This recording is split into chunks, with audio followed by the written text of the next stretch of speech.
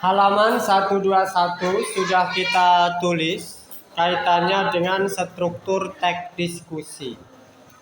Ada beberapa yang perlu kita pahami bersama jika ini berkaitan dengan ujian. Nah, struktur teks diskusi, bila muncul pertanyaan, sebutkan struktur teks diskusi, maka kita harus bisa jawab. Ada 3 struktur teks diskusi yang sudah dibahas dalam pembahasan ini. Pertama ada pendahuluan, yang kedua ada isi, dan yang ketiga ada simpulan. Nah, sudah kita tulis apa itu pendahuluan, apa kita itu isi, dan kesimpulan. Hanya perlu menegaskan ulang bahwa pendahuluan di dalam struktur teks diskusi itu berkaitan dengan pernyataan untuk membatasi topik. Kenapa topik perlu kita batasi? Agar pembahasannya tidak melebar kemana-mana. Karena tentu bicara tentang diskusi, akan ada banyak hal yang didiskusikan kalau kemudian topiknya tidak dibahas, tidak dibatasi. Kemudian yang kedua, masih dalam pendahuluan, ada latar belakang topik.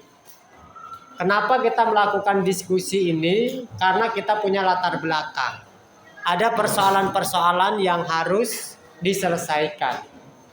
Nah, dalam konteks pendahuluan yang ketiga itu ada sudut pandang yang berbeda yang akan dibahas.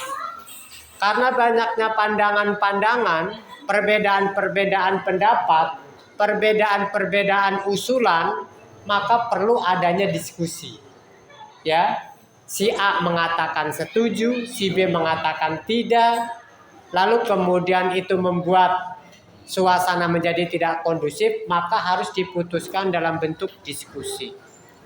Selain pendahuluan, struktur yang kedua itu ada yang disebut dengan isi. Apa isi? Serangkaian paragraf. Kenapa?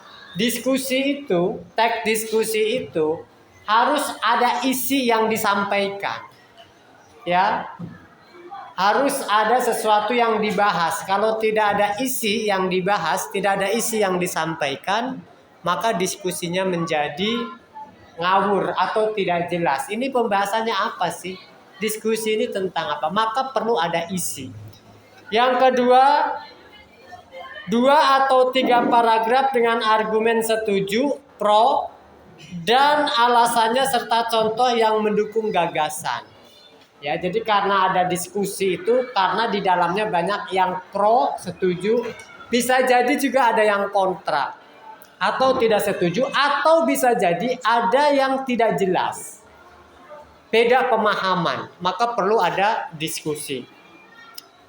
Selanjutnya di sini 2 atau 3 paragraf dengan argumen tidak setuju, ya, tadi sudah kita bahas, atau kontra, dan alasannya serta contoh yang mendukung gagasan yang mengatakan bahwa tidak setuju. Selanjutnya menggunakan bahasa persuasif. Diskusi itu bahasa persuasif itu maksudnya adalah bahasa ajakan agar semua peserta yang hadir mengikuti dengan apa yang kita sarankan, begitu ya. Kemudian isi masih membahas menggunakan bahasa kohesif untuk menghubungkan gagasan atau untuk menunjukkan perubahan pendapat. Ada namanya kohesi, ada namanya koherensi di dalam konteks paragraf. Kalau kohesi itu menggabungkan antar kalimat.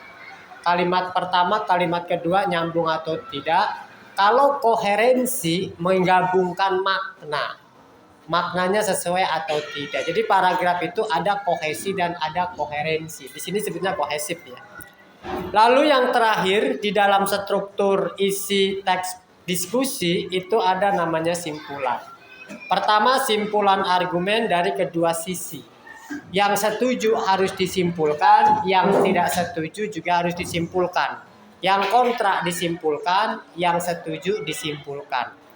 Kemudian mengevaluasi argumen yang paling efektif. mana yang paling efektif, mana yang paling baik, solusi terbaik, maka hasil diskusi itu yang harus diputuskan.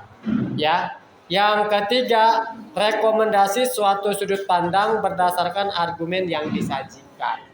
Jadi hasil dari diskusi yang berjam-jam berdebat tentang argumen, berdebat tentang alasan, harus menghasilkan satu rekomendasi, satu keputusan yang harus diambil oleh seluruh peserta.